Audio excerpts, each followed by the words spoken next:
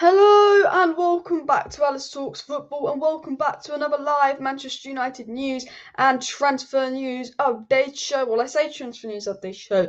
There isn't much transfer news, but we are linked to Ivan Toney, Osimhen, and we're talking about 5 players that Ten Hag could be selling in this video. 3 players who Ten Hag's not interested in renewing their contract, and then another 2 players that Ten Hag would like to get rid of in 2023. We're going to talk about Manchester United's transfer window and pretty much murdering the board, pretty much admitting they probably messed up Man United's transfer window, as you can see with the report on our screen that Manchester United higher-ups did not take the final step for Frenkie de Jong, partly because they had doubts about the overall price tag, including wages. This led to the postponement after postponement, much to Ten Hag's frustration. And then this report by ADNL followed up by saying a few things, saying that Manchester United were left feeling that if they'd been more decisive in the spring, they would have signed Frenkie de Jong. So a big report about how sort of the board think that, you know, if they'd have been more decisive earlier on and if they got de Jong done earlier on, they would have signed him. And the fact that they kept postponing the deal, in fact, actually cost them to getting de Jong. The players that Ten Hag would like to sell, well, there's actually, 6 players. The thumbnail says 5, but there's actually 6 players that Ten Hag could be selling this summer as well. But first of all, please do smash that like button. Of course, subscribe down below to Alice Talks Football if you're new, and share the video as well. Is it really shocking that MURTOUGH and ARNOLD managed to bottle Ten Hag's first choice? The fact that we didn't get de Jong is awful. Ten Hag went to them in May and he said, I want Frenkie de Jong number 1. I want Jurriën Timber number 2. And if you can't get Timber, get Lisandro Martinez, which they did do. He said, Antony, I want number 3. He said, Malacia, I want number 4, and ERIKSEN, I want number 5. And he also said he wanted Nunes. He didn't get Nunes, and he didn't, which, you know, wasn't going to happen really. He didn't get Nunes, but they didn't get him de Jong, and de Jong was his number 1, and they had to get him Casemiro. And remember, if it wasn't for Sergeant Ratcliffe, they wouldn't have got him Antony.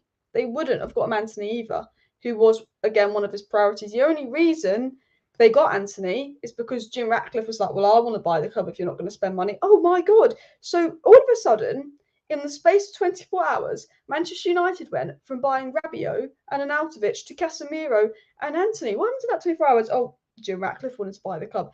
Oh, the fucking timing of it. It's just so obvious with this board, isn't it, as well? But big up everybody in the chat as well. 17 million signing on fee and 450k a week. Sometimes you have to walk away from the deal, says Tony. However, if United had been more decisive, would they have got that deal done a lot quicker as well? So let me get into the report. So let me get right into the news. Then we will talk about Rashford, Sancho, and of course the Man United Leeds game being postponed. And guys, I'm gonna be honest, I'm absolutely fuming that Manchester United versus Leeds is postponed. Absolutely fuming. Why? It's just a day before the funeral, and if they do postpone it, can't they put the Crystal Palace game on? It just, for me, it's in bloody Manchester. It's not in London, you know. I just wanted to watch United versus Leeds. I mean, look, I don't get it. Okay, like I get it's the Queen and I need the police and Man United versus Leeds because scummy Leeds fans. You know, there's issues and you need the police. But look, I just think it's a Sunday. It's the day before the funeral. It's in Manchester. If the Arsenal game can go ahead, why can't the United game go ahead? I think with the international break coming up, I think it's silly that the Premier League haven't thought this through. The Premier League have gone, oh, well, there's an international break coming up. There's a World Cup. You know, we've got to do something. Surely that's what the Premier League would think. No, the Premier League go, well, we'll figure it out. Like, it's actually not fair on the players because we're going to expect the players to be pretty much robots throughout these, you know, the period after the World Cup, where they're going to have to play twice a week, every week from January up until May, end of December up until May, to be specific.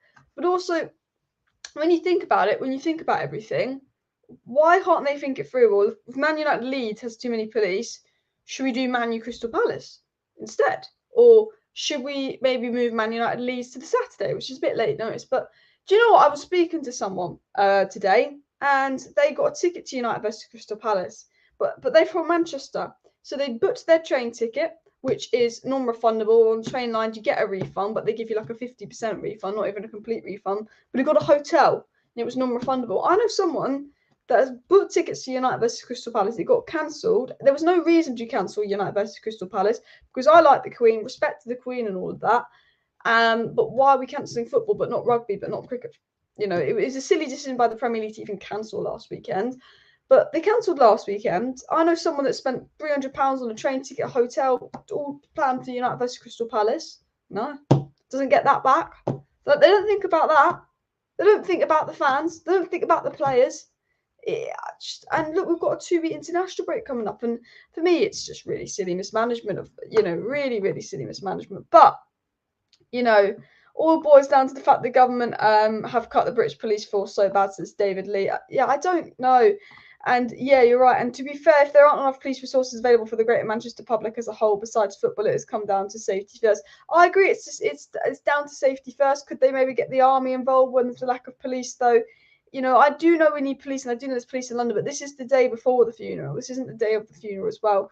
And sorry, Alex, according to your main man, Fabrizio Romano, De Jong was never coming. He never wanted to leave Barcelona. There was a verbal agreement with De Jong's agent at Manchester United that De Jong would want to come to United. So it's all confusing, and I think it all will come out very, very soon as well.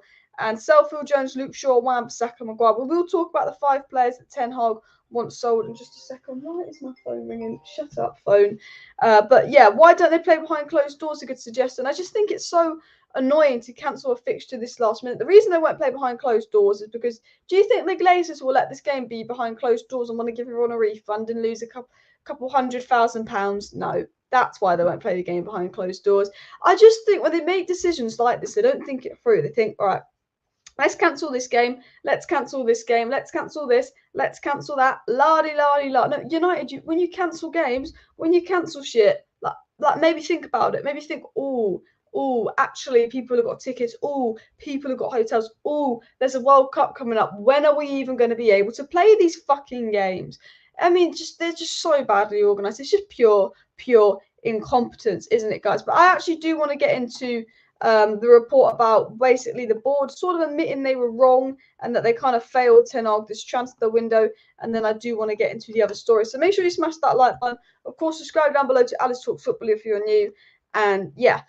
So Manchester United were left feeling that if they'd been more decisive in the spring, they'd have signed Frenkie de Jong, was the report coming out. It came out that Manchester United higher-ups did not take the final step for Frenkie de Jong because of all the postponements, the overall price tag, including his wage situation, which kept leading to a postponement. But United feel like if they'd have maybe got this deal done and wrapped up in May, this wouldn't have been the case. It was also said by ADNL, in relation to Frenkie de Jong, Manchester United were left running a slow decision-making that plagues the club at several levels. There was a feeling they'd come to the table too late for a number of players, even if the ones they managed to sign. Doesn't make sense. Doesn't make sense. I've misread that. But what they're basically saying is, in relation to De Jong, Manchester United were instead left running the slow decision making that plagues the club at several levels. Sorry, I misread that. There was a feeling they'd come to the table too late for a number of players, even the ones they've managed to sign. Absolutely bottled that the first time. So this whole report is come out by ADNL, and they're basically saying this report is that Manchester United feel like they kind of messed up the De Jong situation. Man United feel like because they spent so much time on De Jong, they messed up the De Jong situation, but because they spent so much time on De Jong, it messed up the situation with other transfer targets, which is absolutely facts. John Murtough basically spending all this time on De Jong and being incompetent and not getting Antony is what cost United. United will talk about Antony's price tag. Antony wasn't always 100 million euros. In fact, Antony was 50 million euros. Antony would have been half price if the people higher up at Manchester United thought and used their brain and gone, you know what, let's act on Antony a bit quicker. Because if we act on Antony a bit quicker, he'd be absolutely half the price as well. So we're going to have a super busy schedule, yeah, as you said. ADNL was a reliable source, to be fair, and basically it's all about the board thinking if they act quicker, they would have got De Jong over the line. But I do want to get to my next story, which is a much more interesting story. If I can find it here. Here. So, as you can see here, Manchester United have 6 contract decisions to make in the next 4 months. David De Gea, Diego Dalot, Luke Shaw, Fred, Rashford and Ronaldo. Basically, we can all extend them all by 1 year, so none of them will be leaving the club for free this summer. I mean, maybe one of them will, I don't know. But what I'm going to ask you guys in the chat, what would you do with all of these players? Tell me what you do with De Gea, tell me what you do with Dalot, tell me what you do with Shaw, tell me what you do with Fred, tell me what you do with Rashford, and tell me what you do with Ronaldo. With David De Gea, would I let David De Gea go for free? I don't know. I love David De Gea. I think he's a fantastic goalkeeper. But I don't think he suits Ten Hag's long-term plan. Now, I think that, David De Gea kind of deserves a new contract. I think you could extend it by a year. But David De Gea will be difficult to sell. And I think if Man United get a goalie in the summer, they won't want to have David De Gea's wages on their hands. I think David De Gea I'd extend by 1 year. I think Diego Dalot, I would give him a new contract. I think Shaw is a difficult one because if Luke Shaw comes back to 2021 Euro Luke Shaw, then you'd look at extending Luke Shaw's contract. But I think he's had too many chances. Maybe you extend it that 1 more year because you need Shaw as a backup left back. Fred, I don't know what I'd do with Fred. I do really like Fred, but he's 30. He's not going to get any better. I would personally let Fred go. He's a good bench player and try and think about getting De Jong and young players in. Rashford, I think I would extend Rashford by a year, but wait until the end of the season to decide what I would do with Marcus Rashford to see how good his season was. And I think Ronaldo, I'd let him go. He doesn't want to be here. Let me know what you do down below. But reportedly, Ten Hag is keen to extend the contract of Dalot and Rashford. Ten Hag will think about them all, but I think Dalot and Rashford are two players that Erik Ten Hag has took a strong liking to and does hope to include in his sort of next season at Manchester United and in for the future of Manchester United as well.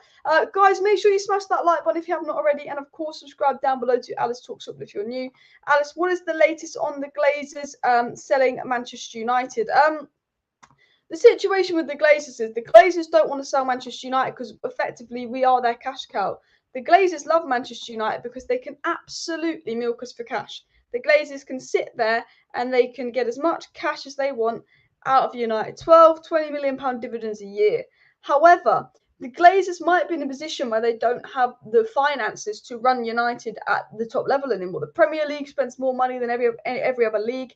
To keep up in the Premier League, you've got to spend money. Now, remember, the Glazers don't care about us winning trophies or any of that, but the Glazers want United to be a top 4 club because the Glazers want that Champions League revenue. But it might get to the point where the Glazers, so they want that Champions League revenue, have really got to invest in the club. Because you see, Aston Villa putting investments in, West Ham putting investments in, Newcastle with the next big thing, City, Chelsea ahead of us, Spurs starting to spend the money now, Arsenal currently ahead of us, Liverpool ahead of us, but hopefully falling off. Liverpool hopefully falling off. The Glazers don't want to sell United, but they don't have an emotional attachment to United. And I spoke about this in a video. Sources close to the Glazers, sources that are friends with the Glazers said the Glazers would sell United if the right offer came along. If there was an offer that the Glazers feel like they couldn't resist for United, they would sell because they don't have that emotional attachment. But that would be looking about the 4 billion price tag range. Now, we want Jim Ratcliffe to buy United because he loves United. He's a United fan. He would take United to the top level. But for Jim Ratcliffe to buy Manchester United, he's got to put in a 4 billion bid, which I don't think he has. I think he has about half that at the max. The Glazer will only sell United for pretty much double what it's worth. Way more than what it's worth. And because they have an emotional attachment, they can sell United. Because of the protest, the Glazer family is divided about United. There are members of the Glazer family that are fed up with Manchester United. They're like, look, can we just sell Manchester United? I'm fed up with United. I'm done with United. There are members of the Glazer family that actually just want United sold. They've had enough of it. That's not Joel. That's not Avram. That's the situation. Joel and Avram love United. 24 million in dividends. Here we go. Dividends this, dividends that, can chill back in Florida. I'm pretty sure our dividends get invested in the Buccaneers because we make 10 times more money than American football. We're the fucking Premier League. Well, it's the biggest league in the world. It's the best sport in the world. It's the biggest sport in the world. We've got Cristiano Ronaldo, the most followed man on social media. Like, that's how big United are. That's how much money the Glazers make. They don't want to sell, but they wouldn't turn down a massive offer. And I'll tell you why the Glazers don't want to sell United. 1, because I've been told that. And 2, why would we have brought Antony and Casemiro? If they wanted to sell, they would have thrown Ten Hag under the bus. We brought Antony and Casemiro because Jim Ratcliffe spoke about buying Man United. More pressure went on the Glazers than they spent money because they're not ready to sell. Why would they sell the cash cow? So the unfortunate situation is, if the Emirate of Dubai puts in a massive bid for United, the Glazers might sell. And look, Jim Ratcliffe wants to buy United. There is a buyer there. There are buyers there. So if they do sell, we've got buyers there, which increases the pressure to sell. The only way the Glazers really sell Manchester United is if we continue the protests. But we need to make sure that the protests are affecting the Glazers. If we're going to continue protests, we need to make sure it's really getting at the Glazers. So how do we do that? How do we continue protests to make sure they're getting at the Glazers? Well, what we need to do is we need to attack the sponsors. We need to attack the sponsors, get sponsorships to pull out. That affects the income. When we were doing bad reviews on the Glazers website and clogging up the phone lines and stuff, that did affect their money. That annoyed other members of the Glazer family. When fans targeted, and I've been told this, so there are members of the Glazer family that are kind of fed up with United. It's not Avro and Joel, but the Glazer family, all of them are a bit split over United. But United were attacking the other Glazer siblings that aren't Abram and Joel's businesses. We were giving them bad reviews. We were clogging up the website. We were causing them issues. There are members of the Glazers family that don't want to deal with this shit, that are kind of pissed off, which is in fact showing that it's working. You've also got to remember the Glazers are telling the people that work at Old Trafford to remove anti-Glazer banners. The Glazers are contacting, the likes of Sky, BT Sports, saying not covering Glazer protests. All the fan movement is getting to the Glazers, it's affecting the Glazers. And if we continue this, no matter if we win, no matter if we win trophies, no matter if we sign big, expensive players, it will impact the Glazers. And as we've seen today, United and Leeds have been cancelled because of a shortage of staff. The reason Man U Leeds has been cancelled is because of a shortage of policing staff, because of safety concerns. How about every Manchester United home game, we have a massive protest? Because if you have a massive protest every Manchester United home game, that means double the amount of policing staff have to come out to the game, come out to Old Trafford, which is double the amount of resources. We don't have, as we can see with the Queen's funeral, that many policing resources in England. We've underfunded the police.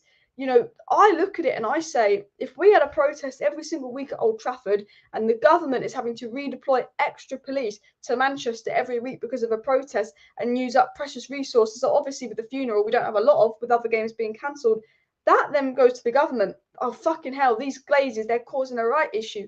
They're causing all these protests. Then you maybe get government pressure from Miss Liz Truss onto the Glazers. So going on with the Glazer cycle, they don't want to sell. There are buyers there. We as fans have got to continue to put pressure on the Glazers to sell. And I definitely think there's a possibility that they could sell as well. Keep smashing that like button, guys. And of course, subscribe down below to Manchester United if you're new as well. I bet Man United is still doing tours around Old Trafford. Probably will, David. And Manchester United blocked me on YouTube for saying Glazers out. Did they actually? I know people that have had Twitter and TikTok accounts taken down for doing anti-Glazer stuff. So if my YouTube video gets down, if my YouTube channel gets taken down, we'll all probably know why. Shaw and Fred should not be extended. Let me know who you'd sell here. A lot of people said keep Delors and Rashford and sell the rest. De Gea takes a big pay cut to number 2, take someone younger. Thing is, I like De Gea, but his contract is just way too big to extend, especially considering he's probably not in Ten Hag's long-term plans. Delors and Martinez work well together, they do. Delors and Varane work well together, they do. De Gea, Delors, Ronaldo, Rashford, Fred and Shaw should all sign new deals, I think says Daniel as well. A lot of people saying they give Delors, De Gea and Rashford a new deal, but they'd probably let Shaw and Fred go. I think a lot of people have agreed that Shaw and Fred is who they want to get rid of as well. What's the Glazers? The Glazers are the United shitty owners as well. And the only way to get rid is stop giving them money. They are parasites. Gaz, you're absolutely spot on. The only real way to get rid of the Glazers is to make Manchester. I know it sounds horrible, but the only real proper way to really get rid of the Glazers, really get the Glazers out of our club, is to almost make United destitute. And I say that in a way of it would have to get so much worse for it to get better. I don't want United to get relegated. I love Ten Hag. I believe that Ten Hag will be successful. I don't know if he can be super successful because of the ownership and board he's working under, hanging him out to dry. I'm a big fan of Ten Hag. But as I've always said, if we really want to get the Glazers out, if we really want a change in ownership, United would have to hit absolute rock bottom. We'd have to lose a lot of money. We'd have to do something that's going to really struck us financially. I don't know. Old Trafford needs doing up. It's just like we've just got to stop buying shirts. We've got to boycott games. And the thing is that people aren't going to do that. There's 12-year-old kids that won't understand the Glazer ownership and will want a Man United shirt. We've got so the problem is, we can stop buying shirts and make them have less money, but there's always going to be a little kid out there that wants wants a Man United shirt. There's always going to be people out there that are more naive football fans and want a Man United shirt. I remember pictures from a Man United protest where someone had just gone in the fucking mega store. We protest for the Glazers out, and I don't mind if you buy a shirt. I'm not one of those fans being like, oh, you can't buy a shirt. But the only really way, because everyone else is doing it, and to be fair, one person not buying it doesn't make a difference. But the only way to really get them out would to make them basically be broke. Yeah, be like, no one's buying shirts, no one's buying tickets, no one's clicking things on social media. But unfortunately, you can't really do that. You would have to take so many people And yeah, it's just like we've got to just keep the pressure on with the protests if we want to get them out.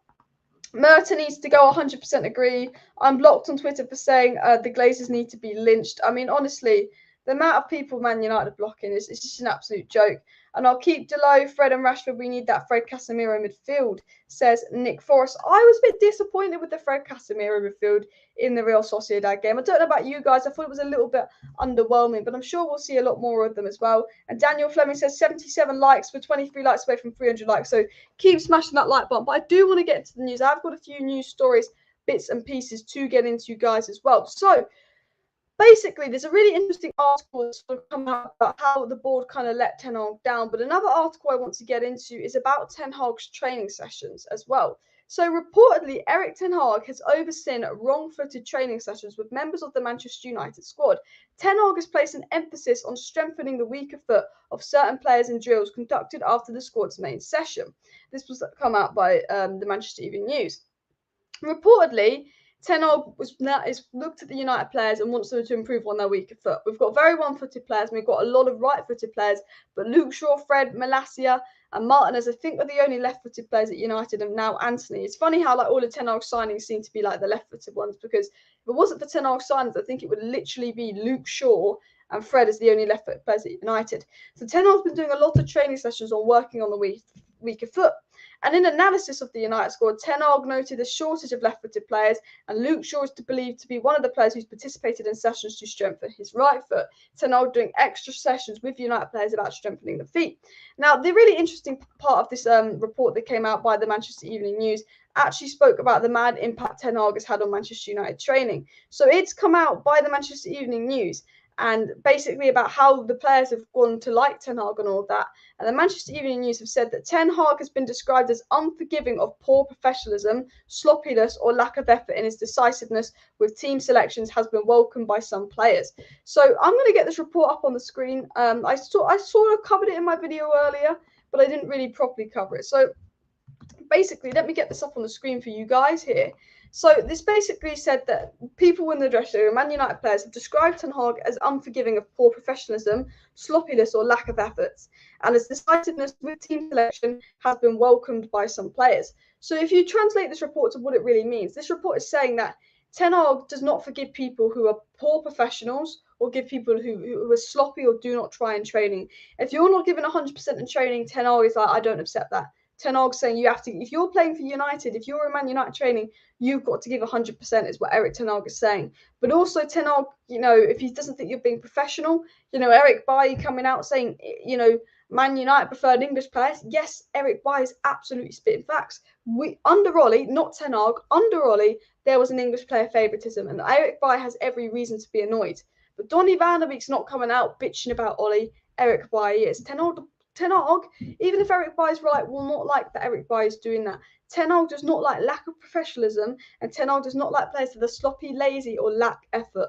And Ten Hag's been very strict. And obviously, if you watched my video earlier, I got some key quotes of what Ten Hag said. And Ten Hag said the most important thing about playing for Manchester United is that when you play for Manchester United, you go out there and you give 100%. Ten Hag said you have to give 100%. And reportedly, Ten Hag basically picks his lineups of who's been the most professional, who's giving 100% in training, and who deserves to be in the lineup. And this report is basically saying that the players have now taken a bit more of a liking to Ten Hag. And one of the reasons the players have taken a bit more of a liking to Ten Hag is because he's rewarding players off form. There's a big issue in the Manchester United dressing room last season. There was loads of dressing room issues at Manchester United last season. There was a big divide. There was loads of leaks. And the root of those leaks were players being unhappy with Ollie's favouritism, players being unhappy with Ole Gunnar Solskjaer constantly picking the same players week in, week out. And reportedly, one of the main reasons behind the divide, behind the dressing room divide, behind players being unhappy was Ollie. Ollie said to Lingard, stay at United, don't go to West Ham. I'm going to play. You're going to be heavily involved. Lingard stays, never plays, and the players in Lingard's positions are poor. Ole Gunnar Solskjaer told Donny he was going to play, lied to Donny, never used him. Ole Gunnar Solskjaer told Axel Tuanzebe and Eric Bailly to stay, sign a new contract, and they were going to play. Absolutely lied to them. Eric Bailly, Donny van der Beek was absolutely lied to by Ole Gunnar Solskjaer. Jesse Lingard was lied to by Ole Gunnar Solskjaer.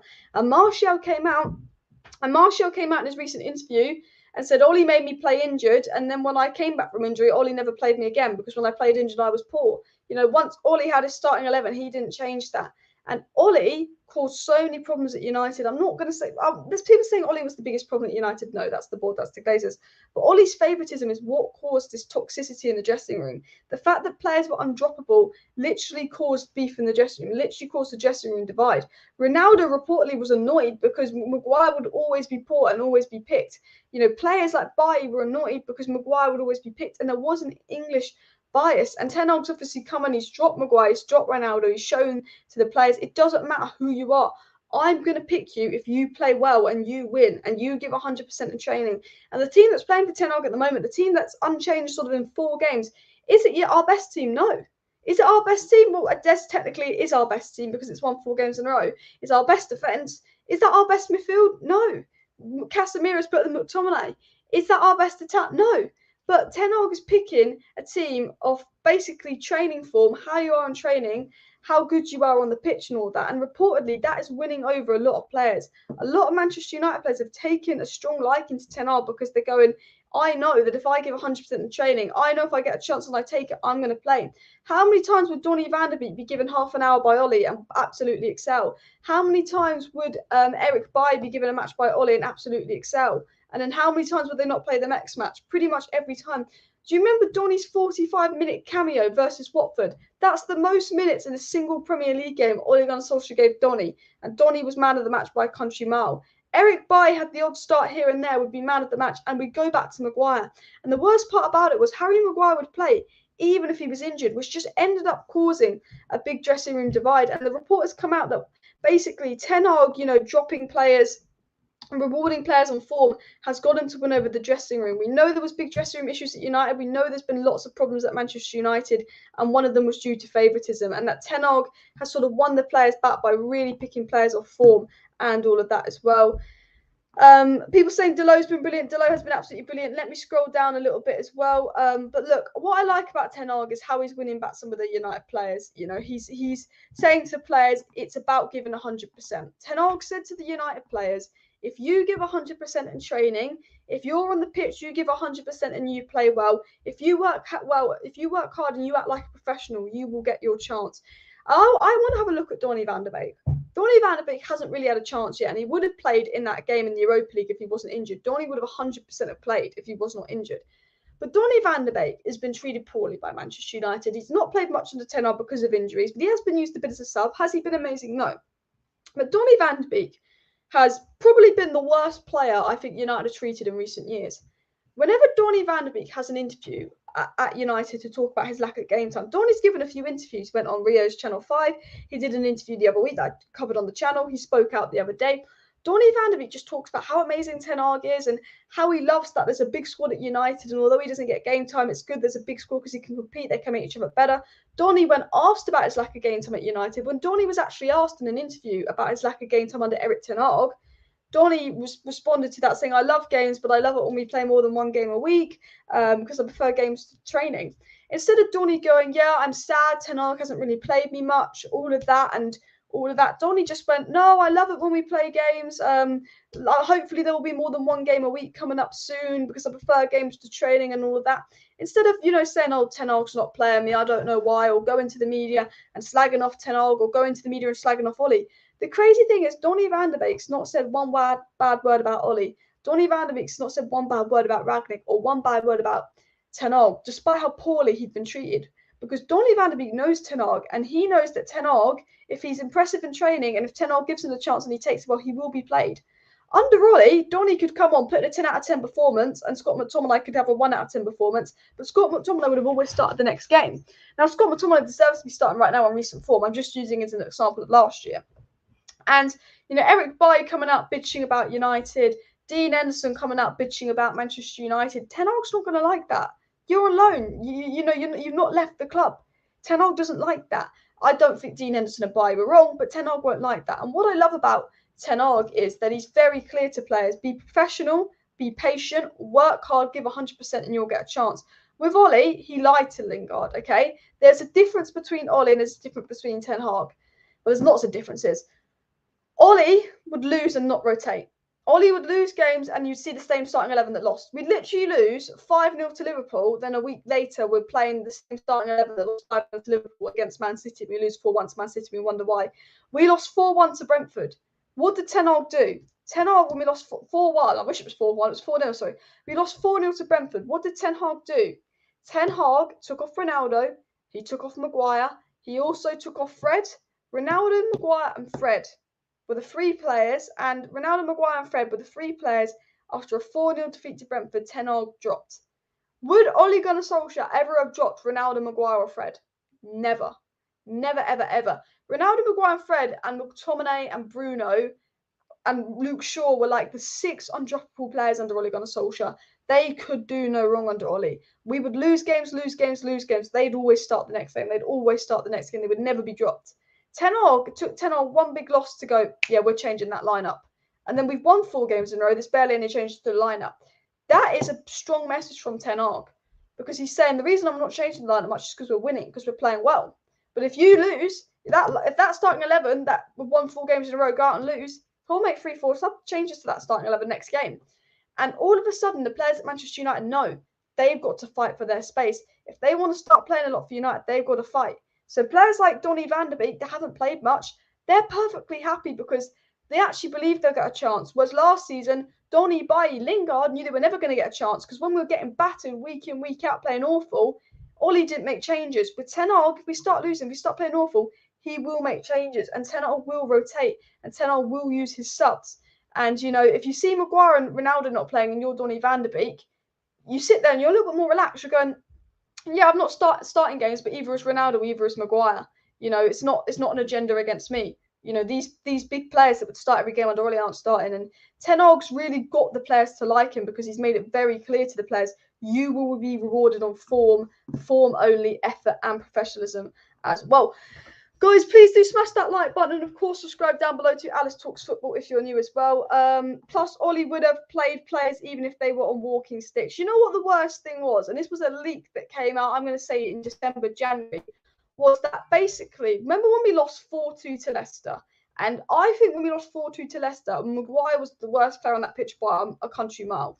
There's games that Man United lose and Maguire's the scapegoat. And then there's games that Man United lose and Maguire is generally the worst player on that pitch by a country mile. And a prime example of that was when we lost 4-2 to Leicester. Harry Maguire was at fault for 3 of the 4 goals. And it came out in a dressing room leak after we lost 4-2 to Leicester that ERIK was fully fit and he was meant to play that game. Then last minute, Ollie subbed in and put Harry Maguire in, and that Harry Maguire played that game with an injury. Now, doesn't that ring a bell? Because Martial came out 2 days ago saying Ollie made him play with an injury, and because he was playing with an injury, he wasn't as fast, he wasn't as good because he was playing injured, which affected his confidence. And then because he played injured, he made his injury bad, so he was out for a while. And then once he came back, because he was poor before that, Ollie never played him and never gave him a chance. Rashford, in my video yesterday, if you watched my video on Rashford's interview, Rashford coming out saying he basically played the full 2021 season injured for Ollie. Now, Ollie would generally play injured players over fit players because Ollie just didn't want to rotate. He was that stubborn. And if you're Eric Bailly and you've been told the night before you're playing against Leicester, then Maguire comes back in because he's just about slightly fit enough to play, and you see an injured Maguire, and not just an injured Maguire, but, you know, when we lost 4-2 to Leicester, Maguire was crap the games before that. An injured out of form Maguire starts over an Eric Bailly, who when he last played for United put in a good performance. And I always look at that and I go, Ollie just caused so many problems by literally picking the same 11, but then playing them injured. So one of the reasons that the same 11 Ollie was picking was constantly shit is because Ollie was wearing them out. Not only was Ollie causing problems with the players that weren't playing, because he was never picking them or never giving them the chance, even if they played really well or even if they were good in training, Ollie wouldn't change up. But Ollie was causing problems with the players he was picking. Because Luke Shaw played the Euros with a fucking broken rib. Man, do you remember the Euros? England were brilliant in the Euros. Do you know Rashford was injured for the Euros? You know Luke Shaw was injured for the Euros? And you know Maguire was injured for the start of the Euros? You know why? It was only Man United players that were injured come the end of the 21 season. He came second in the 21 season. But Maguire came off that season with a long injury. Rashford came off that season with an injury. Martial came off that season with an injury. Luke Shaw came off that season with an injury.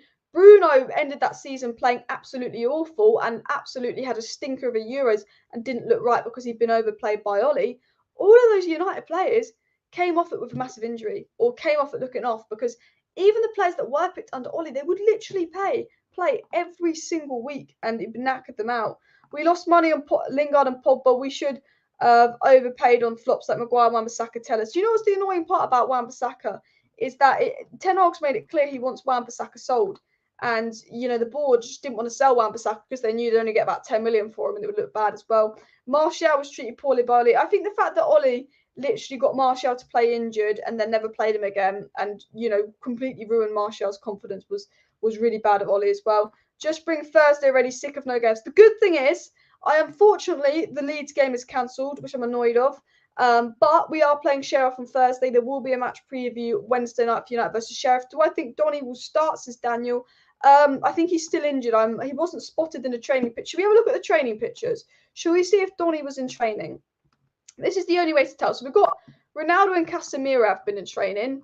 Ronaldo, Casemiro, Delo in training. I wonder if Donny was in training. I like this picture. We will talk. There's a big article that I want to get into about how Antony and Casemiro have affected United training and that the players were really shocked by the work rate that Antony and Casemiro bring to United training. We will get into that in a second. Is Donny in training? Lisandro Martinez in training. Varane and Fred. Let's see if there's any pictures of Donny in. We've got Garnacho. I think that's Kobe Mainoo. Fred, Varane, Ronaldo, Antony here. We've got the gaffer, Licha, the squad. The squad goals, squad goals. It makes me laugh that Fletcher's still at United. Whatever. Ten Hag is what? I don't know. Let me think if I'll try. I know this account will tweet training pictures as well. See if we can get any training pictures to see if Donny was in training. Because if Donny was in training, he'll play. Mr. Maguire. There you go. Maguire in training. Here's some good ones. So, yeah, I don't think Bruno, Lindelof, Varane. From what I see, Scott McTominay, it doesn't look like Donny's been in training, if I'm being 100% honest with you guys. So I would assume Donny's injured.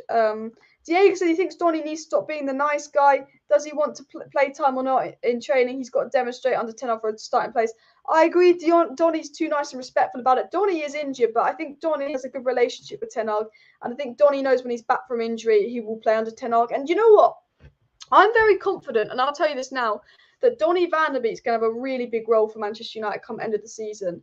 I think that Donny van der Beek, he's not playing much now, he's injured. I think he's going to have a massive role for United come the end of the season. And the reason I say that is because if you looked at the Real Sociedad game, Fred can't do that Bruno role. Bruno and Eriksen play week in, week out for Manchester United. Bruno and Eriksen play every week for United, but they're going to need a rest. Ten Hag's going to know they're going to need a rest. Fred can't do that role. The Fred experiment didn't work. McTominay can't do that role. Donny can. So whenever you need to rest, you know, Donny could do Eriksen's role and Donny can do Bruno's role. So whenever he wants to rest Eriksen or Bruno, he's going to have to pick Donny. You know, you've got McTominay and Casemiro for one role. Yeah, Fred under Ten Hag has been crap. So, you know, Ten Hag might go, right, I need someone to do Eriksen's role. I've got Fred and I've got Donny. Fred's been crap the last 2 times I've given him a chance. Let's give Donny a go. Who's going to do Bruno's role? Well, Fred can't. It's Donny. I'm confident that when Donny's back from injury and fit, he will have a big impact on the Manchester United squad. I do think he'll be heavily involved. I'm trying to see if I can see any sort of pictures. I don't think Donny has been in training. If there's any pictures out, we'll see Antony, Sancho, Casemiro, McTominay, Eriksen. Yeah, it doesn't really look like Donny's been heavily involved in training. So I'm assuming Donny will be injured and out for the Sheriff game, which is a shame because I would have liked to see Donny play as well. We're on 111 likes, guys. We've got 300 people watching, so let's go for 300 likes by the end of the video. Everybody that's watching that's not hit that like button, please do go ahead and hit that like button as well. Ollie knew he wasn't cut out for a job like United. Ollie's come out and saying he's turned down loads of job interviews. Apparently Premier League clubs have tried to employ Ole Gunnar Solskjaer and he said no, which really surprises me. Ollie destroyed Donny. He did. Ollie absolutely destroyed Donny. And do you know what? The reason people will say, look, Donny's not playing under Ten Hag, like, get over it. Why are we still going on about Donny van der Beek? He's clearly not good enough. The reason I will stand by Donny van der Beek and the reason I will never say don't play Donny. And the reason, a lot of people, because he's not playing much in the 10R with Donny van de Beek, have sort of gone, yeah, he's not good enough. The reason I will 100% stand by Donny van de Beek is that 45-minute cameo versus Watford. United were 2-0 down versus Watford. McTominay comes off, Donny van de Beek comes on, and Donny van de Beek put on one of the best midfield performances we'd seen all season in that 45 minutes. He got a goal, he completely sort of enlightened the attack.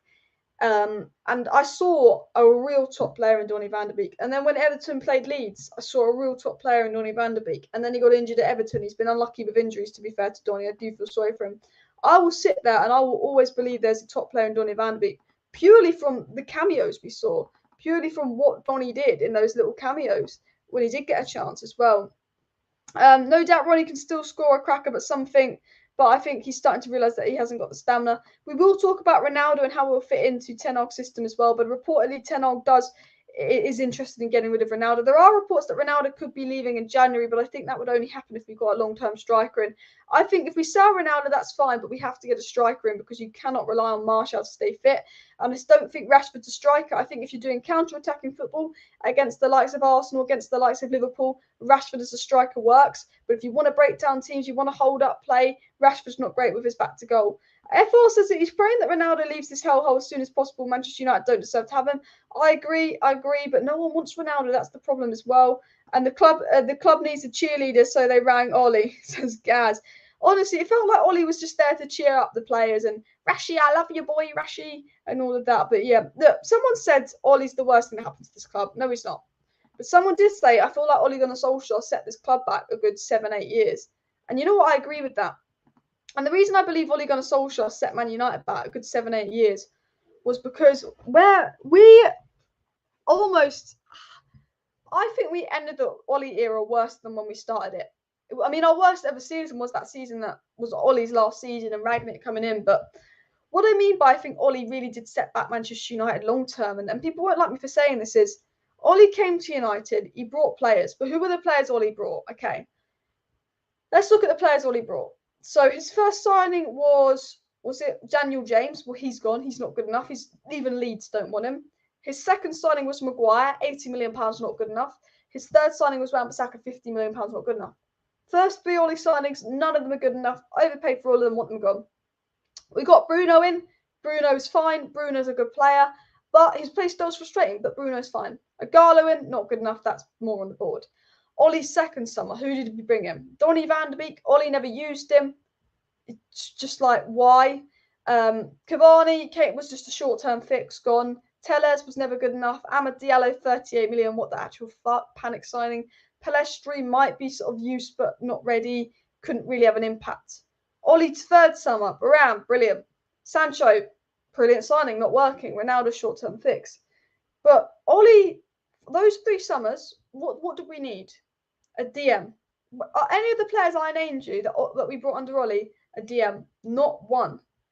Ole had 3 seasons. Yes, we had Matic, but he desperately needed a DM. And Ralf Rangnick came out and said this. Ralf Rangnick said to the United board, why did you spend 90 million on Donny van de Beek, Amad Diallo and Pellistri to just loan them all out a year later when you needed a DM? That's what Rangnick said to the United board. Because Ole didn't want a DM. He wanted Declan Rice, but the board said too expensive. Ole should have signed a DM 3 years ago. As soon as we lost Herrera, Matic's last season was when Ole came in as interim. And we could see that Matic could only play once a week for the next 2 seasons. So we said, look, Matic is decent, but we need someone to do that Matic role. Because the best football Man United ever played under Ole involved Nemanja Matic, not McFred. Matic, Herrera, Pogba is probably the best football we played when they were midfield 3 post Sir Alex Ferguson. The second best football we played post Sir Alex Ferguson was Matic, Pogba, Bruno. Okay? Matic is the key thing. And for some reason, Ole knew that Matic could not be able to play week in, week out. But instead of getting a player that could do Matic's role so the midfield would be brilliant. Donny, fine, won't use him. Amad, fine, won't use him. Pellistri, fine, go on loan. And I think that Ole just, I wouldn't say he set Man United back a lot because he didn't choose to get a DM. He didn't choose to prioritise a DM. But then Ole completely changed the culture of Manchester United. Ole started this favouritism thing where all the players that might have been worth something at Manchester United then started never playing under Ollie. The problem was not only were Ollie's signings unsustainable, most of them flops, and not only did he not get a DM, which cost us further, but again, when I look at Ole Gunnar Solskjaer, I think he picked the same 11 every single week.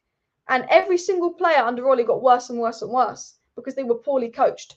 Ollie was not a coach. He could not coach and improve players. That was one thing. But Ollie could not manage players. You hear Martial coming out. You hear Rashford coming out. Players for United, Luke Shaw, Bruno Fernandes, Marcus Rashford, Martial, Harry Maguire, were playing on an injury week in, week out for about 6 months for Ollie because he could not play them instead of giving Bailly a chance, instead of giving another player a chance. Rashford, the whole 2021 season, was playing on a freaking injury and, was then awful in the Euros. And then finally, after Euros, got to recover from injury. Martial played on an injury for the start of the season because Ollie was like, well, Rashford's injured, Martial, you've got to play, even though you're injured. So many players were playing on an injury. So many players were playing week in, week out that Ollie's mismanagement of players made some of our players worse.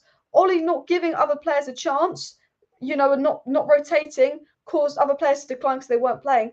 Every single player under Ole Gunnar Solskjaer got worse. I think the first season Ollie was here, Herrera, Matic, Bruno, midfield three, brilliant. I remember the first full season of Martial, Sancho, Greenwood, got 50 goals between the three of them, absolutely brilliant. Everyone declined. Everyone declined because of the poor mismanagement of United, and Ole Gunnar Solskjaer is a big part of this, and I think he was out of his depth. Rashford is back. I think it's a bit early to say Rashford is back. We are playing counter-attacking football that suits Rashford, and I think Rashford is playing really well at the moment, and I think Rashford's got his confidence back, and I think Ten Hag's a manager that will improve Rashford. I've always said this with Marcus Rashford. A lot of people go on about Marcus Rashford, Marcus Rashford, and all of this crap. And I always say this about Marcus Rashford. There's always been a good player in Marcus Rashford, whether you rate him or not. Everyone with eyes could see that there was a good player in Marcus Rashford because he got 36 goal contributions in the 21 season, and he was playing with McFred with an injury. Rashford was playing with an injury and managed to get 36 goal contributions in the season for United, 25 goals.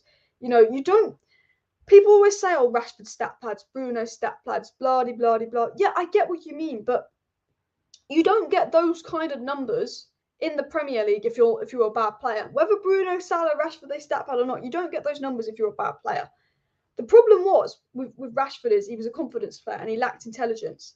And once Rashford's confidence started knocking, once he wasn't playing well, once the pressure got on, Rashford fell. But I always looked at Marcus Rashford and I said, the Marcus Rashford we saw last season, he was our worst player. Marcus Rashford last season was worse than Harry Maguire. Marcus Rashford last season was arguably one of the worst players in the Premier League.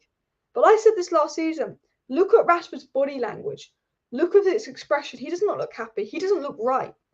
There was something wrong with Rashford. And I think when we played Villa and there was a rebound and Rashford just stood there, I was like, the way Rashford's playing is unacceptable. Not tracking back, not running is unacceptable. But there was something clearly wrong with Marcus Rashford, and we could all tell that. And I said, look, this season under Ten Hag is make or break for Rashford because he's been poor for a year and a half. I said, if Rashford comes back and he has a good season, he's safe. But if Rashford has a poor season again under Ten Hag, he's gone. Luckily, Rashford started well. But Ten Hag is a manager. And Ten Hag is a manager that's known for getting the best out of players. Ten Hag is known for improving youth, improving attack. Ten Hag is known not just for being a manager, but a good coach. I think that's something United have lacked. An actual coach like Pep Guardiola that can come in and improve players. And I always felt that, I don't think the way we're playing really suits Jadon Sancho, and I don't think we're personally getting the best out of Jadon Sancho right now, and I will fully stick by that. But I think Ten Hag is the manager to get the best out of Marcus Rashford, Martial, and Jadon Sancho. We saw glimpses of them in pre-season. I know it's pre-season. Look at Pereira in pre-season, then look at him in the season. But I think if there's a manager that would get Sancho, Rashford, and Martial back to the potential, it's Ten Hag. Because 2 seasons ago, if someone had said to us 2 years ago, we'll have a front three of Sancho, Rashford, and Martial, we'd have been like, boom. Because, Sancho was off the back of 40 goal contributions in a single season in the Bundesliga. Rashford was off the back of 36 goal contributions, and Martial was off the back of being the highest scoring striker in the Premier League that didn't take penalties. No player in the 2020-2021 season got more non-penalty goals than Martial. Rashford also got 17 goals that season, but he took penalties. Sancho got 20 goals and 20 assists that season in the Bundesliga. That 2 years ago was like, that front three 2 years ago, Sancho, Martial, Rashford, we'd be sitting there going, wow. what a front three. This is a brilliant front three. We'd be sitting there like, wow. You know, and I believe that Ten Hag will be the man to get the best out of that front three, to really see the best out of them. And I think, you know, there's a player in Sancho, there's a player in Martial, there's a player in Rashford that's still young, and we will see them soon. Someone said, Alex, with all due respect, you go off on tangents. Start off with your thumbnail description, then go off all over the place. It's ranting, calm down, take a breath. I do go off in tangents, but that's what the live stream's for.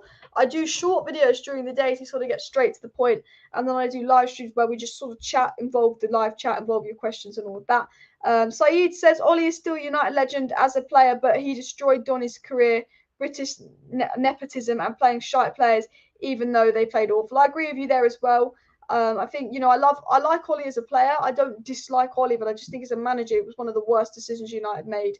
You know, he just was not cut out to manage a team like United as well. Someone said, what will Ten Hag do with Greenwood? I don't think he's coming back. We've got Antony now. Could Erik ten Hag play Rashford more centrally long term as Diego? I think there's a lot of rumours that he will, but I still think Rashford's a left winger, and I do think, you know, it will be Martial striker, Antony on the right, and it's between Rashford and Sancho for the left wing. And I think right now Rashford's probably winning it. Sancho's come under a lot of stick lately, Jadon Sancho, actually. A lot of people turning on Jadon Sancho and all of that, and I think this season is the season you judge Jadon Sancho. A lot of people going on Jadon Sancho, saying he's crap, saying he's overrated, saying he's too highly protected and all of that. Jadon Sancho's not been good enough for United. And I saw a really good clip of Lille's basically saying the difference between Sancho and Rashford is, if Rashford has a bad performance, you'll know about it, because if Rashford has a performance, he will make so many mistakes, he'll give the ball away, he takes risks. So when Rashford has a bad performance, it's awful. When Sancho has a bad performance, he's just a ghost. He's just not involved. But Sancho doesn't take risks like Rashford. So Sancho's bad performances won't get anywhere amount of the near attention of Bruno or Rashford's bad performances, because Sancho doesn't take risks, which is absolutely spot on. And I think he's absolutely talking facts when he says that. But a lot of United players are saying Sancho's crap, Sancho's shit, he's too highly protected and all of that. This is the season where we rate Sancho. We rank Sancho at the end of this season. We've seen glimpses of what Sancho can do. But I've always said this. We're playing counter-attacking football at the moment under Ten Hag. We're not playing Ten Hag ball. We're playing this counter-attacking football at the moment under Ten Hag, which is not really Manchester United. We're not a counter-attacking side. You know, we're playing a very different style of football under Ten Hag, because Ten Hag's realised he doesn't have the players in yet to play the football he wants to play. He doesn't have the players in to play the attacking football. Look at Arteta with Arsenal. Arsenal's first few seasons, they part the bus, and now Arsenal are playing this really good attacking football, to be fair to them. But I think with Jadon Sancho, because he's not got that blistering pace, I think A, you either move Jadon Sancho essentially into Bruno's role, or B, we need to start maybe trying to play less counter-attacking football and more possession-based football. Because we saw it in pre-season, if Man United played possession-based football, Sancho would be very good, but Sancho doesn't have the pace for counter-attacking football. So while counter-attacking football could potentially bring back the best in someone like Marcus Rashford, counter-attacking football doesn't get the best out of Jadon Sancho. Now, Jadon Sancho has come under a lot of stick lately at Manchester United, but I just think we'll judge Sancho at the end of the season. I think Ten Hag will be the man to get the best out of him. But I also think the competition with Antony coming in is Antony's that right winger. Antony is Ten Hag's right winger. Antony's who Ten Hag wants. He wants a left-footed right winger, which means it's now competition between Sancho and Rashford for that right wing spot. It's between Sancho and Rashford. They've got to fight it out for that right wing spot. Bruno Fernandes was phenomenal, 2 in the midfield 2 years ago, scoring goals and giving the highest number of assists in the Premier League. Bruno was absolutely brilliant. The problem with Bruno is he was overplayed. He got worn out by Ollie, and Ollie knackered out Bruno. But also with Bruno, I think Bruno's a brilliant player, but sometimes I think Bruno needs to calm it down. He needs to relax. He treats the ball like whenever he's got the ball, he's got to do something special. And I think Ten Hag will coach that into Bruno to get the best out of Bruno Fernandes. Absolutely as well. But Sancho's been fine to me. I mean, okay, he's not been great, but he doesn't deserve abuse. I agree with that. I don't think Sancho's been awful, but I don't think he's been brilliant. I think that Sancho's been okay. He's had a few good performances, had a few bad performances, but overall, I think that you have to judge Sancho at the end of the season. Like right now, if we're judging Man United players, actually, let's do Man United player ratings out of 10. Players. If we're judging Man United players now, you know, Sancho's meh. We'll do Man United player ratings so far this season at 10, okay? But we can't really judge anyone to the end of the season. You never know. Fred has been awful. Whenever he's played, he's been absolutely awful. Fred's 3 games, he's been absolutely useless. But we could be sitting here at the end of the season giving Fred a 9 out of 10. So we'll give every player a player rating. De Gea, probably a 5. I think he's been good lately, but the first few games he was clearly at fault. The Brentford game, I'd give De Gea a 5 out of 10 so far this season. Lindelof's not played. Bailly's obviously on loan. Phil Jones not played. Maguire for me gets a 1 out of 10. He's played every time he's played, we've lost, and we conceded 4 goals to Brentford. The Sandro Martinez for me gets an 8 out of 10. Clearly 9 out of 10. You know, Brentford, he wasn't great, but other than that, he's been amazing. The Sandro Martinez has been our best player so far this season. 9 out of 10. Malacia, I'd give a 7.5, 8 out of 10. Been very good. Clean sheets and put a foot wrong. Varane, I'd give a 9 out of 10 as well as Martinez. Varane and Martinez have been key. Delo, I'd probably give an 8, 9 out of 10 as well. Luke Shaw's got to get a 2. Every game he's played, we've lost. Wan-Bissaka's got to get 0 because he can't even get in the team. You know, Ten Hag would rather play Lindelof at right back as well. Lindelof has played that one game, so I'd probably give him a 5. Bruno Fernandes, I'd probably give him a 7. I'd give him a 6.5 probably /7. Decent. ERIKSEN, I'd definitely give him a 7, going up to an 8. Fred, I'd give him a 2. Been awful whenever we've played. Casemiro, a 6. Donny, a 6 when he's come off the bench. McTominay, I'd give him an 8. He's been very impressive. Ronaldo, I'd have to give him a 4. Martial's not played really. I mean, he did play versus Liverpool, was quite good, so I'd give him a 6 for that maybe. Rashford, I'd definitely give him a 7. 7.5. Rashford, I'd give him. Sancho, got to be a 5. Probably a 6 maybe. Antony, you know, has not played enough. You know, that's player ratings right now. Alanga's probably been a 6 as well. That's player ratings right now if I had to go through every Manchester United player. But, you know, we've got to judge them at the end of the season. You know, all of a sudden Sancho could end the season with 20 goals. And people will look back and go, why were we slagging Sancho off in September after about 4 games in? So I always say with United players, with Rashford, I said, you know, when Ten Hag came to United, you know, I'll judge Rashford, Maguire, Luke Shaw and Bruno at the end of the season. Every single Man United player, now Ten Hag's coming and gets a fresh start, and I stand by that. Every single Manchester United player deserves to get a fresh start now Erik Ten Hag has come in, whether it be Luke Shaw, Bruno, Maguire, Rashford, every single player. We will judge United players solely off where we are in May. If you've been crap in May, you've got to go. You have to go. Ronaldo will judge you in May. Fred will judge you in May. Luke Shaw will judge you in May. This is the problem. We've got a lot of players' contracts need to extend. Marcus Rashford's been brilliant, but let's judge him in May. I think where we are right now is we've had a few crap seasons. In May is when we know who needs to go and who needs to stay. Because we don't know how Rashford's going to end the season. We don't know how Martial's going to end the season. For all we know, Ten Hag could get sacked in December. Don't think that's going to happen with the World Cup coming up. You know, we don't know if someone's going to get a big injury. We don't know who's going to be involved. We don't know what's going to happen. So I'd say, you know, with every Man United player, you just got to judge them when we get to May. I think Chelsea messed up hiring Graham Potter. They really should have gone with Ollie. I'd have loved Chelsea to get Ollie. That would have been funny as well.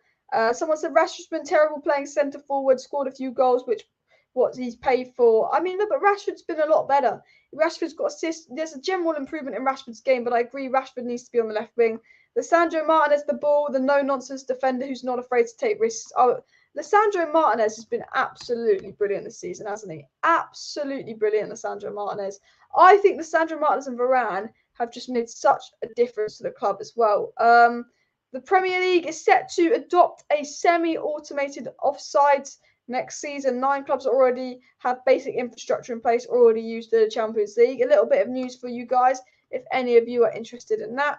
I'm just seeing if any news has come out, but look, there's training pictures, as I've said, and I can't see Donny in any of the training pictures, which is really disappointing because all I want to see is a bit of Donny van der Beek getting some minutes, but I don't think we're going to see that, guys. I know, heartbroken as well. Please do smash that like button if you haven't already, and of course, subscribe down below. Diego says fixing the midfield problem is key for your Erik Ten Hag. I agree. Now, for me, I think Casemiro, Bruno, and ERIKSEN is United's best midfield 3. Casemiro, we need to get Casemiro match sharp. For me, Casemiro isn't match sharp. How are we going to get Casemiro match sharp? I'm not sure. We've got to work on A, getting Casemiro match sharp. B, keeping Bruno and ERIKSEN fit and healthy and not injured as well. But we still miss that De Jong profile in midfield. I mean, guys, we can all admit this, we absolutely massively miss that De Jong profile in midfield. Like, we are missing De Jong so badly. We need a ball carrier. We're very good out of possession. We're very good out of possession at the moment. We're very good at sitting deep, but on the ball, we just cannot get the ball to the attack, and the attack is lacking, and nothing's really happening in that aspect. And for me, where United massively need to improve is on the ball, and De Jong would have got that. I don't think we're going to get De Jong. De Jong's taken a bit of shots at United, actually, saying he loves Barcelona and taking the piss, of course, De Jong is. But, you know, I think midfield is key for United, but it's an interesting one because if someone said, Alice, where do United need to improve? I'd say my first signing I'd be getting is probably Osimhen from Napoli. My second signing I'll be getting is Frenkie de Jong, actually, even though midfield's a priority. And my third signing I'll be getting is Jurriën Timber, back up for Dalot, but also can play centre-back as well if an injury happens to Varane or Martinez. They would be my three signings. My fourth signing would be someone like Okuku that could play across the front three. And then my fifth signing would maybe be a backup DM for Casemiro if McTominay goes back to his old self as well. Antony and Sancho are the best wingers, I agree, but if we're playing counter-attacking football, Rashford will probably be better there. Ten Hag needs to give Garnacho game time. For me, Garnacho is better than Elanga. I think that Elanga, in terms of a team unity, probably offers more what Ten Hag wants, but I think Garnacho is a better player and will be a better player. But Garnacho is a little bit more rash, which I think is why he's not being used as much as well. But yeah, Alessandro Martinez the ball. I mean, guys, smash a like button. Smash that like button if Alessandro Martinez is our best player. You know what? I've gone on a massive tangent and I haven't even actually got into the report I wanted to get into as well. So basically, this is what I actually wanted to talk about right at the start of the video, and I haven't gotten into it. So I want to get into this report here that basically says, here, Antony and Casemiro are understood to have increased the intensity in Manchester United training and impacted competition for places. Now, I was going to talk about this right at the beginning of the video and I completely forgot, so do apologise for that. But basically, one of the big things about signing, even Martinez, that's not mentioned in here as well, it's Alessandro Martinez, is the new players coming in. And there's been, obviously, you know, since the 4-0 Brentford loss, we've looked like a completely different team. Even though we lost to Sociedad and it was crap in terms of personality and all of that. Let me just take a quick sip of water. But with Antony and Casemiro coming in, they're two players that Ten Hag wants because A, they're good players. But Antony and Casemiro are very much known for their strong, passionate, warrior fighting mentality. Now, Casemiro, he is a warrior. He's won it all. Like, Casemiro is one of the, you know, best intellectuals, best mentality in the game. And Antony coming in, he's fighting. He gives 100% in training. And reportedly, Antony and Casemiro are like a new level in training. Like, Antony and Casemiro, like, fight in training. They are like a new level. People are saying that they're really like going for it in training and all of that. And apparently the impact of Antony and Casemiro on the United squad in training has had a massive impact because there's a big report coming out that Antony and Casemiro have really impacted the work rate levels in Manchester United training, like the effect they've had on the work rate levels. Because you look at McTominay since Casemiro's come in. McTominay's gone from probably being the shittest player at Manchester United and performing like a player that doesn't even deserve to play in the Premier League to all of a sudden looking like a top CDM. Now, with McTominay, it's about consistency. How many times have we seen McTominay have 2 or 3 good games and then blow back to being shit for ages? But, you know, look at the difference in McTominay since Casemiro's come in. Now Antony's come in. This is Sancho and Rashford's kick up the arse to shit. You've got to step up now. But basically, reports are coming out saying because of Antony and Casemiro being so good in training and because of what Antony and Casemiro will bring, competition, it's really up the ethics in training. And apparently this report was coming out saying that United training last year compared to this year is just unrecognisable. You know, 6 months ago in training under Rangnick, players were just waddling around. Players weren't trying. There was this whole report that James Ducker went and said on Stretford Paddock, basically saying that there's lots of negative things that was very common to see in Man United training and Man United dressing room last season that Ten Hag was not allowed. You know, reportedly just 6 months ago, Man United training would literally be players waddling around, complaining, leaking, saying, oh, training ends too late, unhappiness, players not want to be here. Whereas Manchester United training now under Ten Hag is apparently just like unrecognisable. It's really intense. And, you know, with the signings of Antony and Casemiro, this has just further made Manchester United training far more intense. It's further enhanced the training because Antony, you know, is a player that trained under Ten Hag at Ajax for multiple years and knows what you've got to be like under Ten Hag. Casemiro, you know, won it all warrior mentality. But the impact of Casemiro and Antony is it's two players that give 110%. 110% every single game. And Ten Hag said after the Arsenal game, Ten Hag said after all the United wins, the most important thing is that the players give 100% on the pitch. And we go back to what we spoke about at the beginning of the video. Ten Hag is always saying it's about, you know, Man United players giving 100%. They've got to give 100% What does Ten Hag look for in training? 100%. And reportedly, you know, Antony and Casemiro have just upped that intensity in training because they're always given 110%. Malacia as well. I spoke about this in another video. Malacia reportedly is always the last player to leave Carrington. Apparently, Malacia, his PT was saying, is always the last to leave Carrington. He always has extra sessions. When the new signings coming in aren't just good players that are going to, you know, look, going back to it, every single one of Ten Hag's signings has made players got to fight. Luke Shaw, who would start every week under Rolly, has lost his place to Malacia. Harry Maguire, who would never be dropped under any manager, has lost his place to Lisandro Martinez. Okay? Fred, and McFred, who would start every single week under Rolly, only one of McFred could start now because Eriksen's here. Eriksen's ended McFred, Malacia's ended Luke Shaw, Maguire's ended Lisandro Martinez, and Antony's there to add competition to the attack, and Ronaldo can't get in the squad. All these players that would always play under Rolly aren't playing much under Ten Hag. And all these players are also in training. Malacia reportedly stays really late after training and does extra work. Apparently, Antony and Casemiro are a different level in training with the effort they put in. Lisandro Martinez is known for being a butcher, one of the most intense players with one of the most intense mentalities. Ten Hag signings aren't just getting players dropped, but Ten Hag signings are also very hard working signings. Players that work super hard in training. So Luke Shaw looks at how hard Malacia is working in training. He's like, shit, if I want to get back in the team, I've got to work even harder. So it will bring the best out of Harry Maguire, Malacia, and Manchester United attackers. And that's the impact that I hope it really does have as well. Please do smash that like button, guys, if you haven't already. And of course, subscribe down below to Alice Talks Football if you are new, and share the video as well. Still applies to Maguire by the looks of his pitch sideshow. Maguire looked very out of place when he came on versus Arsenal. Maguire's one of those Manchester United players that really needs to do better. And I think, you know, the good thing about Lisandro Martinez coming in is Maguire's got to compete with Varane. So if Maguire wants to play for Manchester United, if Maguire wants to play week in, week out, you know, Maguire's got to play well. Maguire's actually got to start showing up and start performing as well. It was also said, and this is a really good report that I wanted to get into from the Manchester Evening News. It was also said here, less than 4 months on from his introduction to staff and press at Old Trafford, Ten Hag's impressed figures at United, and sources say the club has quickly brought into ERIK Ten Hag's ideas. So the good thing, and this is a really good report, is that basically the players have really brought into Ten Hag. You know, 3 weeks under Rangnick, 3 weeks into the season under Rangnick, and that was it. 3 weeks into the season under Rangnick, and literally it was, oh, we hate Rangnick. The players hate Rangnick. The players think Rangnick isn't good enough and all of that. That's what it was. We're 3-4 weeks into the season under Ten Hag, and they're all buying into Ten Hag, and they're all liking Ten Hag and all of that as well. And also, you know, Eriksen's come out, and Eriksen said this in an interview. Casemiro coming in and showing how strong he is already, being a winner, and Fred and Donny van de Beek have played for so many years. It's a decent midfield at United, talking about competition. Eriksen knows if he drops off in form, he's been brilliant. But there are players that are going to come in and increase competition as well. But, you know, the one thing that I think is brilliant that we're reading is that the United players have really brought into Ten Hag. And that brings it back to everything we've been talking about in this video. Everything we've been talking about in this video, I can't make sense now. Sorry, I'm not making sense. Everything we've been talking about in this video really goes back to this point. ERIK Ten Hag has kind of won over some of the United players by, you know, rewarding people in form, you know, competition. There's no favouritism, new rules. He's really brought over the dressing room in a good way as well.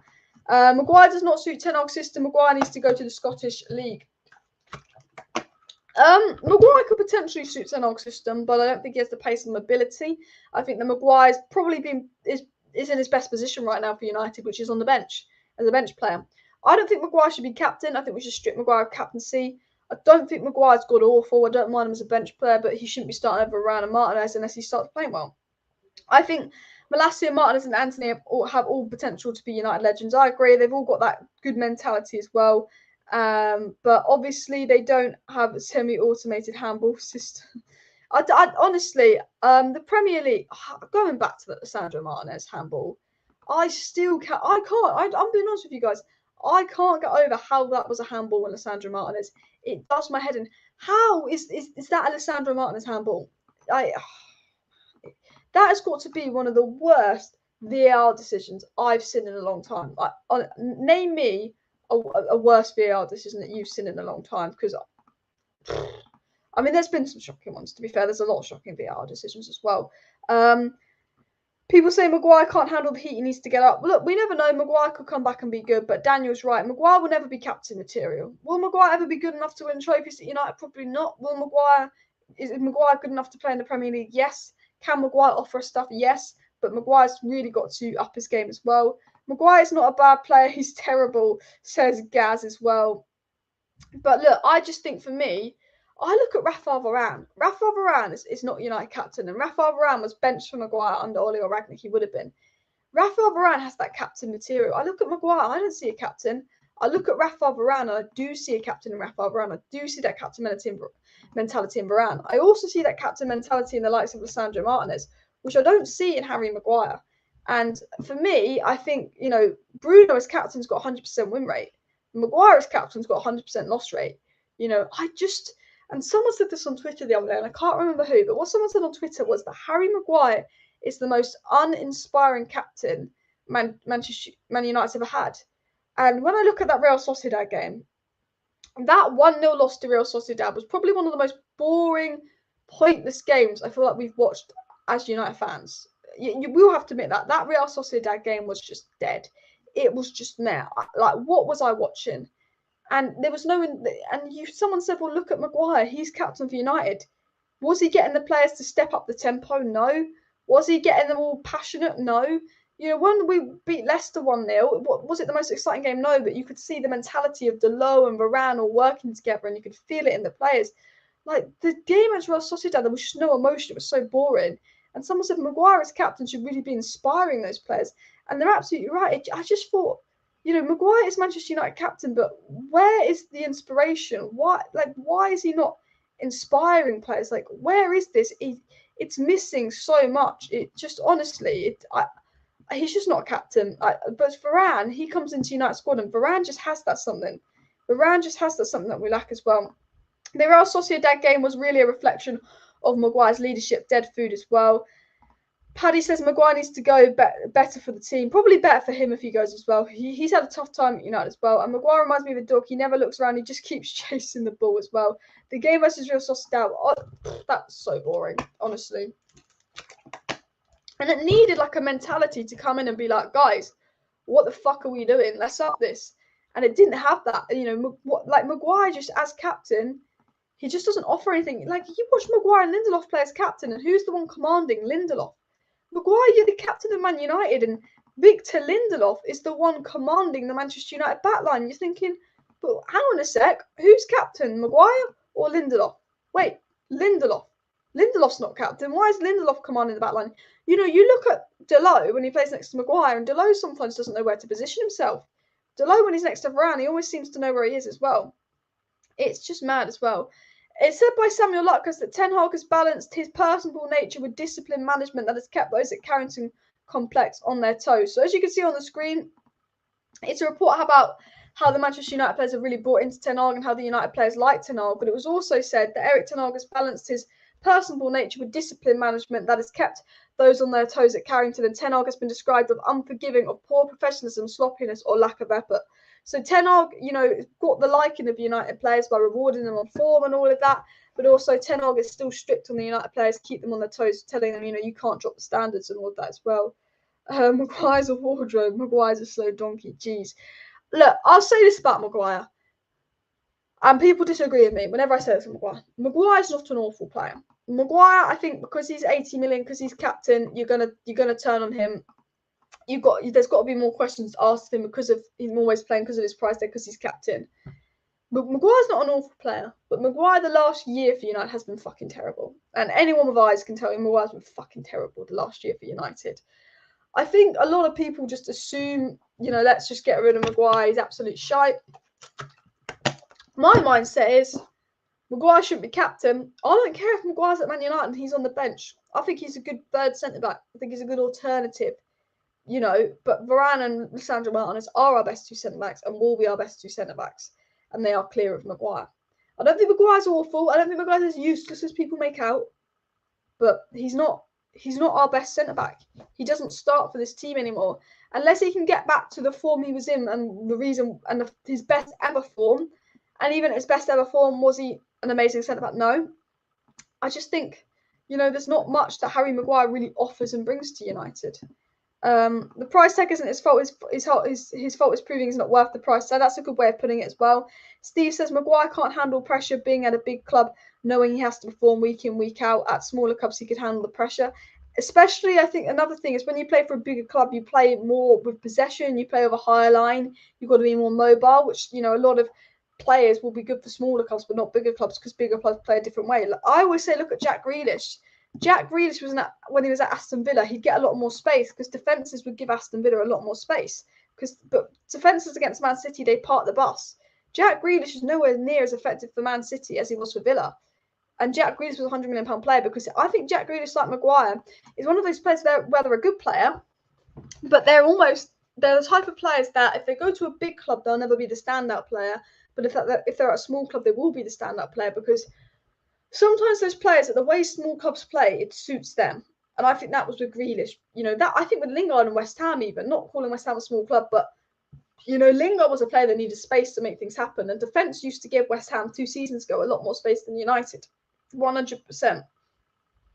I think there's a lot of players that I think aren't suited to play for big teams. And I actually think, Maguire probably is. I think Maguire is still the top 6 centre-back. Not top 6 in the Premier League, but a centre-back that's good enough to play for a top 6 club, but potentially not start. I don't think there's a god-awful player in Maguire. We've seen it for England. But I think Maguire would be good at Chelsea under Thomas Tuchel, not now under Potter in a 3-at-the-back system. But there's a lot of players at United that I think, do they suit this play style? Does Sancho suit counter-attacking football? No. Ten Hag needs to change that up. If Sancho was at Man City, I feel like he'd be absolutely balling it out. There's certain Man United players that if they're at Man City right now, I think they would be absolutely brilliant. I think Jadon Sancho would be absolutely brilliant. But I don't think Marcus Rashford would suit Man City. I don't think Bruno Fernandes would suit Man City. I actually think Maguire could potentially suit Man City because Ederson plays with such a high line where Maguire's lack of mobility wouldn't be so much of a problem. But I think with footballers, and I know I'm going off on a bit of a waffle, like some players just suit other teams more as well. And I don't think Maguire really suits United. I always said this with Pogba. Pogba was a good player. We all know Pogba's a brilliant player. We've all seen how good Pogba's been for France. But why was Pogba never amazing when he played for United? I mean, he had amazing times. I remember we had that midfield three of Matic, Pogba, Herrera, and the balance was there in midfield for Pogba. Pogba was phenomenal. But I always said this, United never built a team around Pogba. When you spend £100 million on a player like Paul Pogba, you've got to build a team to get the best out of him. We played him with Fred. We played Pogba and Fred. Pogba and McTominay. Pogba and a finished Matic with Bruno. If we'd have played Pogba with someone like Casemiro, look, right now we signed Casemiro. If we'd have played Pogba with Casemiro and Eriksen, we'd have seen a different Paul Pogba. A midfield three of Pogba, Casemiro and Eriksen, we probably would have seen a completely different Paul Pogba at United. And we didn't play to Paul Pogba's strength. Pogba was inconsistent. Pogba got injured, of course. Harry Maguire. If we had a goalkeeper like Ederson that came off his line, if we had a really fast, agile, mobile centre-back that could play on the left like Ruben Diaz, and if we had a good DM that would protect Maguire, Harry Maguire would be a much better player for United. But my biggest issue with United was, if you're going to spend 80 million on Harry Maguire, build a defence around him. Because Maguire and Lindelof was never going to work. They didn't have the pace. Maguire and Varane doesn't 100% work. You need to buy a centre-back that would have partnered with Maguire and worked with him and complemented each other. You spend 100 million on Pogba, but you're not thinking about what you're going to do with Pogba. And a big part of this was down to Ollie. Ollie brought loads of individual players, but didn't have a team identity. I think everyone knows that. Ollie brought loads and loads of individual players, but there wasn't a team identity. There wasn't a clear long-term plan at Manchester United, And I think, with Ten Hag, he's clearly building a team. He spent 100 million on Antony, but he's going to get that midfield and defence and attacking to play the way he wants, which Antony will suit. Whereas Ollie spent 80 million on Maguire and didn't build a team to suit his play style. Ollie brought loads of individual players, and I say Ollie brought them, the board picked out half of them and the board brought half of them. But that's what happened with Ollie. Whereas the Ten Hag is building a team, so I think it's a little bit different as well. Hard work is what's missing at Carrington as well. I 100% agree. And just now I saw an update from Romano. United, Chelsea and Real Madrid would be battling to sign Bellingham. Bellingham is a great player. He's expensive. I like Jude Bellingham. But he's definitely, I think he's a bit overrated, but he's a player I take at United. But everyone says he's Liverpool bound. I think Jude Bellingham will leave Dortmund in the summer, but it'll be interesting to see where he goes. I still think that we'll go in for JONG next summer as well. Alice, will I ever do FIFA streams potentially with the World Cup going on? I mean, there's no football for a week, and I'm already lost for content ideas. You know, I almost did a video about Ten Hag on his bike in Manchester. I thought, fuck, Alice, you can't do a fucking video on that. You know, but yeah, Donny knows he hasn't always played well when given chances as compared to Bai. True. I think you're a bit behind on the stream there. But 34 likes to 200 likes, guys. Can we push for 200 likes? With 34 likes away, guys, can we get 200 likes? So please do smash that like button if you have not already. And of course, do subscribe down below if you're new. I will be doing lives every single evening on the channel, despite the lack of football, keeping you guys up to date with all the latest Manchester United news, transfer news, updates, and more. So do subscribe to stay up to date with that. I do want to get into my last story quickly before I end the live stream, and make sure to get anything you want in the live chat. But we've got some facts and figures for you people, some interesting facts and figures. Saying basically United are the third most valuable football club at the moment. So if you think the Glazers are going to be selling, probably not for a while.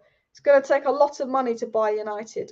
But considering we're not in the Champions League and we're still the third most valuable club, just shows how big we are. Real Madrid the most valuable, followed by Barcelona, followed by Manchester United. And unfortunately, the third most valuable club has idiotic owners, which we need to get out. So Glazers out. Let me just check if there is any news or not. Is there any news? Are you going to refresh? I'm just going to see if there's any news or not. No news really coming out about United other than the Man U Leeds is off. So we'll end the live stream in a minute because not loads to talk about. I'm sure I'll be back tomorrow with a live stream and all of that as well, because I do want to talk a bit about Rashford, do want to talk a bit about Sancho, do want to talk about a little bit of stuff all around as well. Could I do a Champions League watch along? Yeah, maybe. The Champions League is tomorrow. What Champions League games on? I feel like the Champions League. Who's playing tomorrow? It would be tempted to do a Champions League watch along. Bayern Barcelona will be a good game. Liverpool, Ajax, Bayern Barcelona, two very good games tomorrow. Who's on Wednesday? Anyone interesting on the Wednesday? Real Madrid, Leipzig could be okay. Man City, Dortmund will be a good game. I think Liverpool, Ajax will be a good game, but I actually think Bayern Barcelona will be a sick game. Oh mate, I don't know. I'd love it if Ajax beat Liverpool, because then Liverpool could generally get knocked out in the group stage, which would mean they'd be in the Europa League with us, which would be a big problem for us. But you know, Liverpool in the Europa League would be fucking hilarious. Bayern Barcelona, will it be another 8-2? I don't think so. But there are some big Champions League games coming up as well. But I'll probably be back live tomorrow unless there's literally nothing to talk about. So make sure you smash that like button. Please do subscribe to Alice Talks Football if you're new. Share the video. Thanks everyone for tuning into this live stream. I know it was a bit of a slow, smaller live stream, but there's not much going on because there's no fucking football. See you guys. Bye.